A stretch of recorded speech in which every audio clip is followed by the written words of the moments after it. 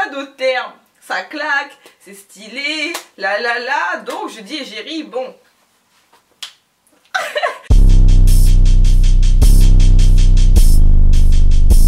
Donc égérie de quoi? D'une marque de vêtements? Moi? Marque de vêtements? Really? Moi égérie d'une marque de fast fashion? Mais vous êtes malade ou quoi? Vous voulez ma mort? Vous voulez que je meure? Moi qui représente l'esclavage moderne? Je pense pas, non?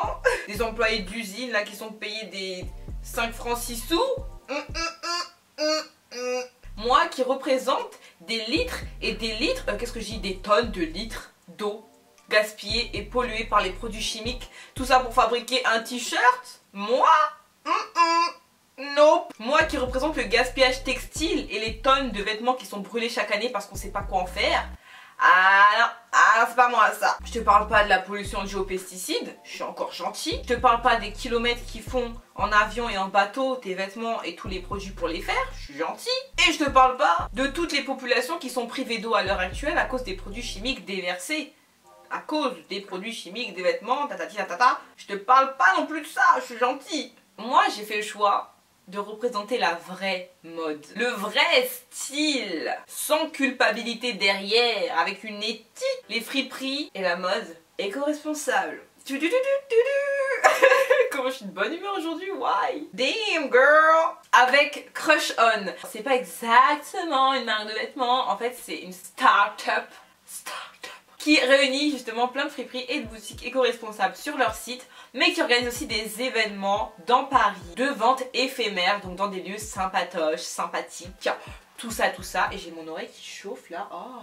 Et tout ça autour de la mode responsable, ma gueule. Eh ouais mon gars, eh ouais ma gueule. Parce que la mode, comme on l'entend aujourd'hui, on peut pas en être fier. On peut pas le dire en 2018 consciemment. Ah j'adore la mode, je fais tout le temps du shopping, j'adore ça. Vieille meuf.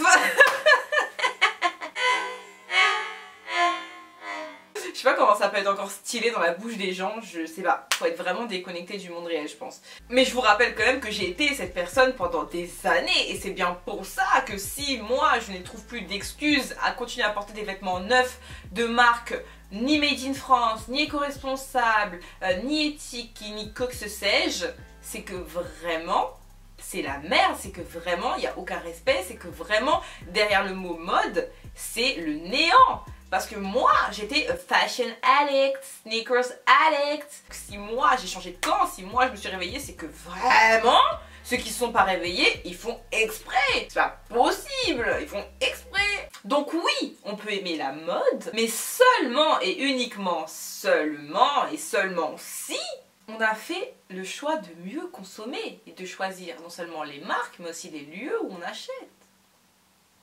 Et ouais, ma gueule. Il y a les friperies, il y a les Maüs, il y a les friperies dans Paris, il y a Crush On, il y a plein de friperies en ligne. Tu tapes friperies en ligne sur Google, tu n'as plus d'excuses.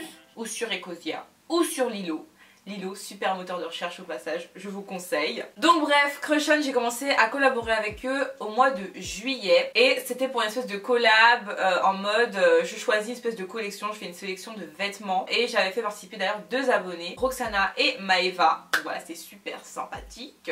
On a passé une journée ensemble, on a fait du shopping, on a fait des choix, on a fait un shooting photo. Bref, ça vous avez suivi parce que ben c'était sur YouTube. Donc si t'as pas suivi, c'est que t'as pas rattrapé mes vidéos et c'est que qu'est-ce que tu fais là? Hein?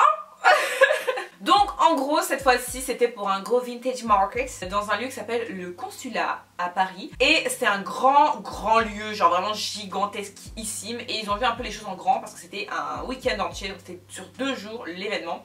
Et en gros voilà, ils te réunissent des boutiques de bijoux, des boutiques de vêtements, des boutiques d'accessoires. Et forcément toujours autour de la mode responsable. Donc c'est nickel, t'arrives là-bas et tu sais déjà que c'est trié pour toi, t'as plus qu'à acheter. Et donc du coup ils ont organisé un gros shooting photo donc avec 2 autres modèles, donc Kéfil, je vous mets son Instagram ici, et aussi Charlie de mademoiselle.com. Donc voilà, on était tous les 3 en mode shooting photo en studio et tout, c'était franchement sympathique.